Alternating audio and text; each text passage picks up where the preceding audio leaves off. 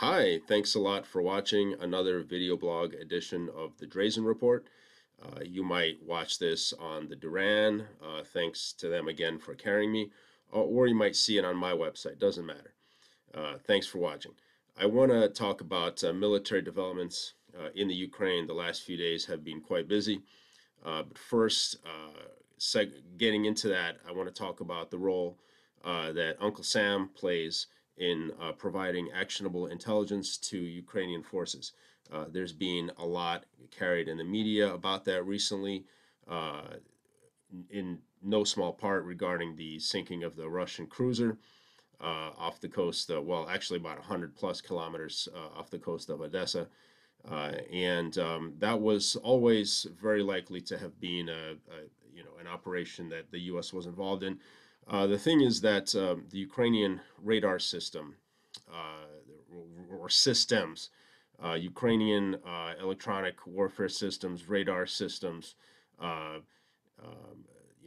targeting systems, basically were taken apart in the first days and the first week or two of the war. So the Ukrainians certainly have some capability for local operations in that regard, but they do not have an integrated radar network or an integrated electronic warfare capability regionally or nationwide in the Ukraine. Right, it just doesn't exist. It was taken apart, broken up in a little bit. So to suggest that the Ukraine has its own independent capability to target Russian ships with cruise missiles that are, 100 or 140 kilometers off the Ukrainian coast is very unlikely. So that was always likely to have been an operation that the USA was involved in, even if the cruise missiles that sunk the ship ultimately caused the fire and sunk the ship were Ukrainian nonetheless. Of course, the targeting information, possibly even really the guidance. I'm not sure how that works, but quite likely Uncle Sam was involved there. And you've seen the last day or two, the Brandon administration has come out and said, "Hey, reporters, we don't want to brag about this. Let's keep this on the down low because this might lead to escalation." Well, you're damn right it might lead to escalation. The problem for them is that this stuff is supposed to be kept under wraps because if you talk about it openly in the media with this culture of leaks and leakers that we have in the USA, you talk about it in media, then the Russians have a sort of open public moral right and prerogative to respond by perhaps killing some hitting some American command center or some American operatives within the Ukraine. And then public opinion, even here in America, would tend towards, well, it was kind of tit for tat, right?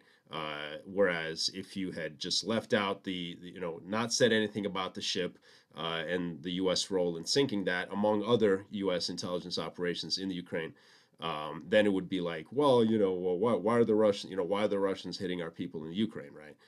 But now that it's out, it's potentially very damaging to Uncle Sam because public opinion would then kind of tend towards an understanding that if Americans now, American advisors and so forth, are killed in the Ukraine by Russian, let's say, cruise missiles, then it's sort of understandable. It's a tit for tat, not something that people like, but just a fact of life. So the fact is that Uncle Sam is up to his eyeballs in giving satellite imagery to the Ukraine, just literally hour by hour stuff. There's nothing that Russia can do that is secret to the Ukraine because all their movements are shared, with a U.S. Geospatial Intelligence Agency satellite imagery going to Ukraine. They almost certainly have, satellites. Imagery experts really on the ground in Ukraine, probably passing the stuff over. There are American AWACS planes, the early warning type planes, electronic warfare type planes, surveillance aircraft that are flying in the Black Sea. They are not entering Ukrainian airspace per se, because that would be considered to be too much of a provocation to Russia. But since basically the first day of the war, Uncle Sam has been flying his eavesdropping and surveillance planes off the coast of Ukraine in the Black Sea, coming out of Romania or Bulgaria. And that has been going on every single day. And that's why Uncle Sam has precise knowledge of Russian naval movements and positions within the Black Sea off the coast of Ukraine. So this has been going on for quite a while. The Uncle Sam has in fact been helping Ukrainian forces shell and target Russian forces on the island of Snake Island is mainly island off the coast of southern Odessa province. It's in the Black Sea. It was made famous by that fake news story about the Ukrainian border guard telling the Russian ship to go to hell. If you remember that, that was completely fake. They didn't die. There was no massacre of Ukrainian border guard on that island. You know, they all surrendered, or almost all of them surrendered. But that was the island. The Russian ship go to hell, or Russian ship go f yourself, if you recall that. Well, that's the famous island there, and the Russians have held it since the first days of the war. The Ukrainians have been trying to take it back. They've been actually, in fact, targeting. They have some long-range artillery off the coast of, on the coast of Odessa, and the island is just barely within range, and they've been hitting the island almost certainly with the help of American targeting.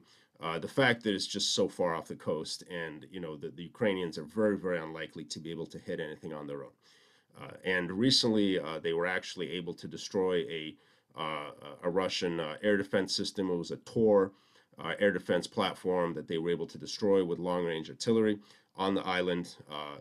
And this is like normally this would not be possible. This is almost beyond Ukrainian capabilities to shoot at something that is tens and tens of kilometers from off the coast or from their positions, and to be able to hit something on that island like a needle in a haystack. But they were able to precisely target Russian air defense positions. So again, Uncle Sam's fingers are all over this, and Uncle Sam was supporting the Ukrainians again in trying to take back that island. Very recently, within the last 24 hours, as of this filming, as of me talking, there was a major Ukrainian operation, a naval and aerial landing operation to take that island. The Russians, what they did is they sort of feinted. They left the island. They pulled out and made it seem like they were just evacuating because they were just had enough of it. The Ukrainians came in and basically got their asses handed to them.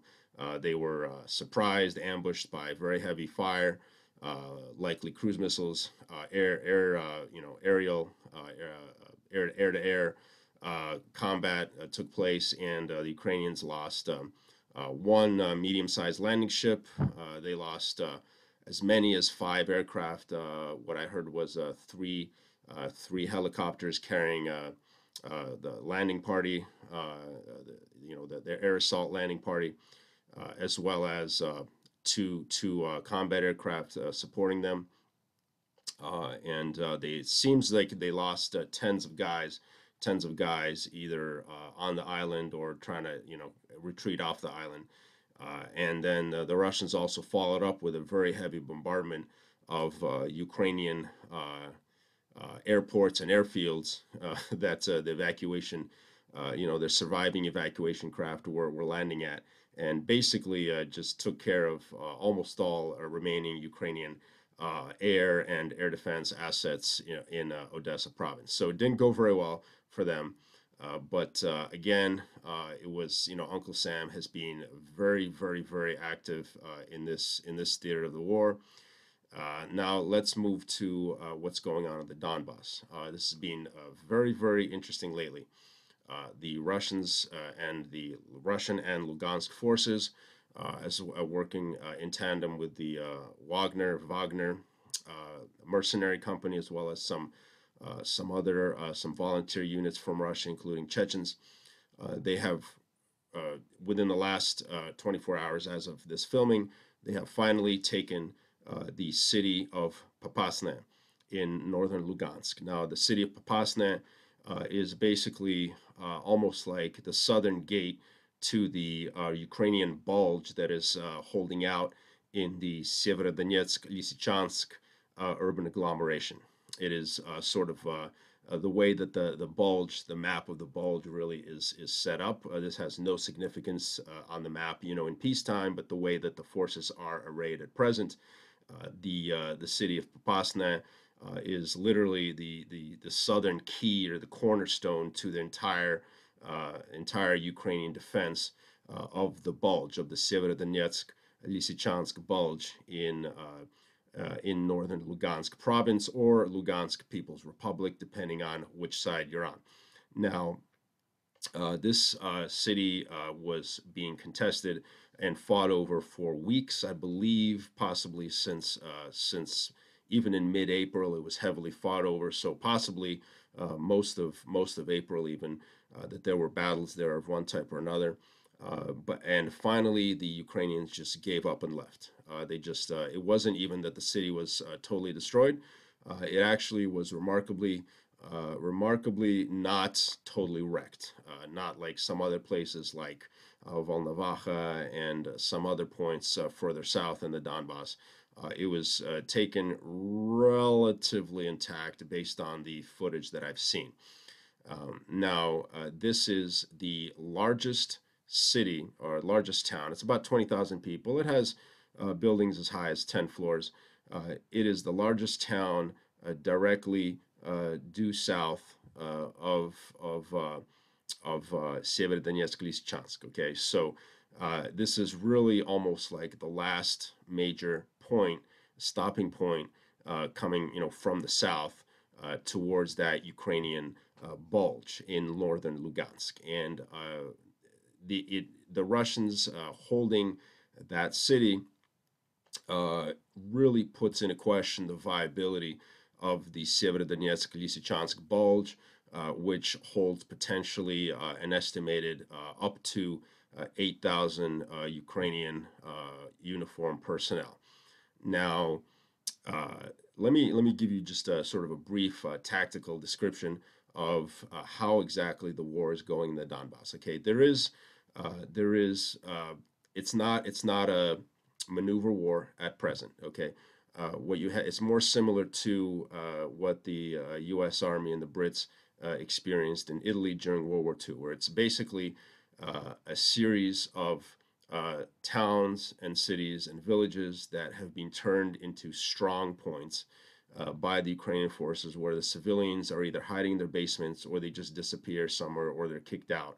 And the Ukrainian forces turn every village, town, and city into basically a fortress.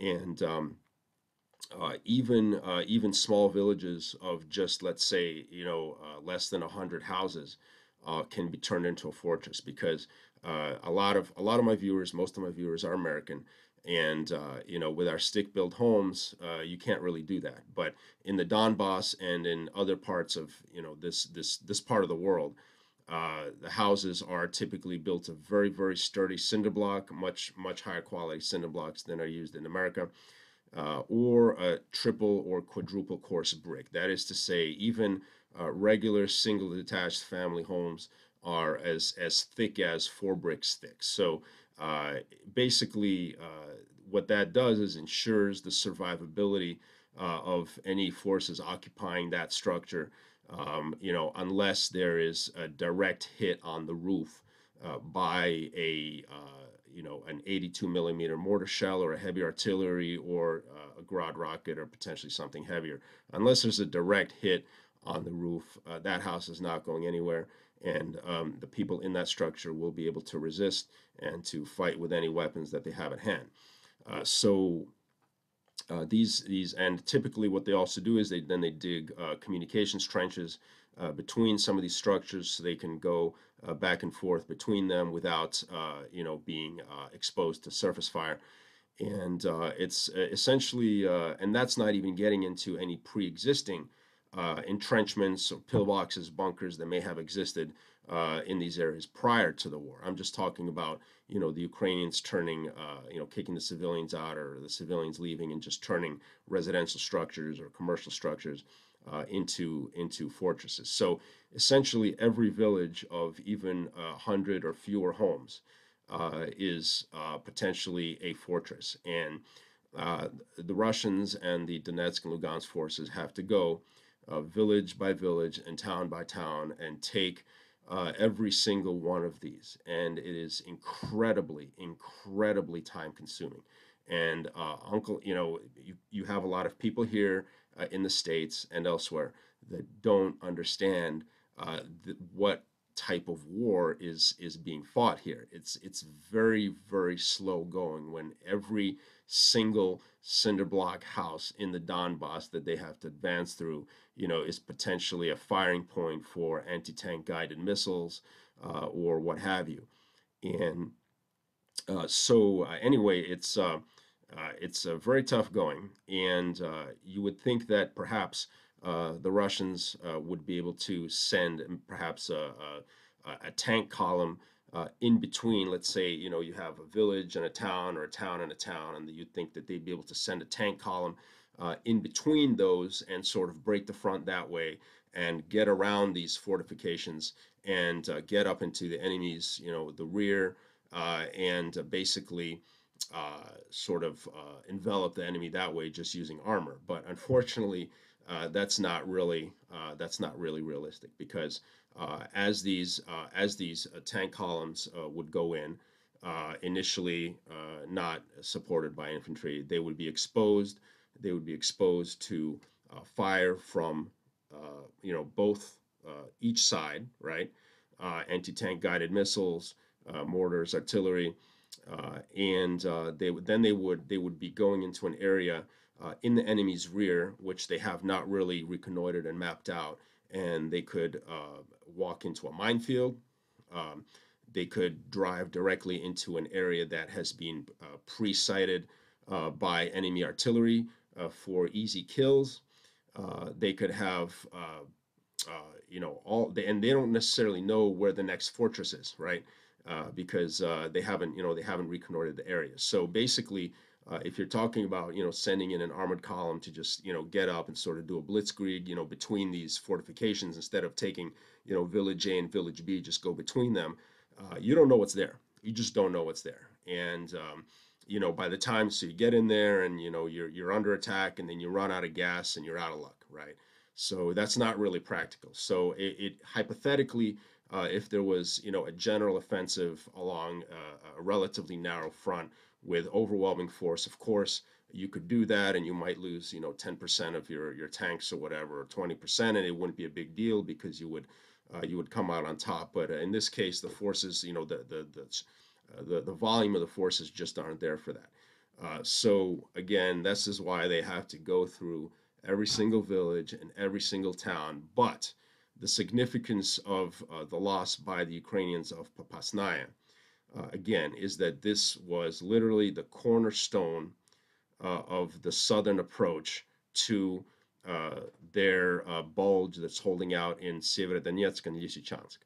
And at this point, the Russians are going to be, and the Lugansk forces also, are going to be able to now move their artillery closer to the roads, to target the roads that are still open, that are supplying Ukrainian forces in Severodonetsk and Lysychansk. And keep in mind that that bulge is really the last holdout of Ukrainian forces in northern Lugansk, or anywhere in Lugansk. And if Russia was able to encircle them, it would essentially, and reduce them, it would essentially even out the front, and would free up very considerable forces to then move into northern Donetsk, right? So it would really, now you have the risk of the entire front being rolled up in Lugansk. And so I'm not saying it's going to happen within the next couple of days, but it makes the Ukrainian position extremely difficult in northern Lugansk. And keep in mind, this is where the war is going to be won or lost. Okay, it's not, it's not in Nikolaev. It's not even in Kharkov. Okay, what's going on in Kharkov? Everyone's stressing out that there's some Ukrainian counteroffensive. You're talking about maybe 500 Ukrainians that are advancing on a few villages near the Russian border.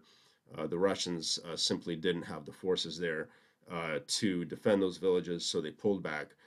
The significance of that counteroffensive is not in taking a few villages. The significance most likely was to bring Russian reinforcements away from the Izum sector in eastern Kharkov over to relieve pressure on near the Russian border. And that didn't happen. So essentially, although it was a tactical win, it had no strategic significance at all. So you're probably going to hear a lot about this massively exaggerated Ukrainian offensive just between Kharkiv city and the Russian border, and it has really no strategic significance at all. So what has strategic significance is the fact that there is overwhelming pressure being brought to bear on the Ukrainian forces in the Donbass. And keep in mind that even today, as worn out as it is, and as partially liquidated as it is, the Ukrainian army group in the Donbass still constitutes the majority of first line, combat capable, trained veteran Ukrainian army personnel in existence. And once they are all either dead or fled or a prisoner, that's it. That's all she wrote. There will be, the front will be evened out, and there will be essentially a more or less clean Russian advance to the Dnieper River. It's just a matter of time. I can't tell you if it's going to be a month or a month and a half or what, but it's already basically on the wall. There's really nothing that Uncle Sam can do about it. I will keep you updated on any further developments. Thanks for watching. I just want to say that in the comments on the YouTube channel, the Duran channel, there were a lot of people saying in the comments that who is this guy? Like, I can't find him. I want to follow him, but I can't find him. Well, I don't have a YouTube channel, but my blog should be very easy to find, because the web address of my blog is in the opening sequence to this video and to every other one of my videos. So if you slept through that, please rewind and find my address. And please do me a favor and go to my site and read the current posts, and then go through the archives, check those out also, because I've predicted quite a lot of things that have come to pass, and I will continue to do so. So please do check out my site. Again, the internet address is in the opening sequence to this video. Thank you so much.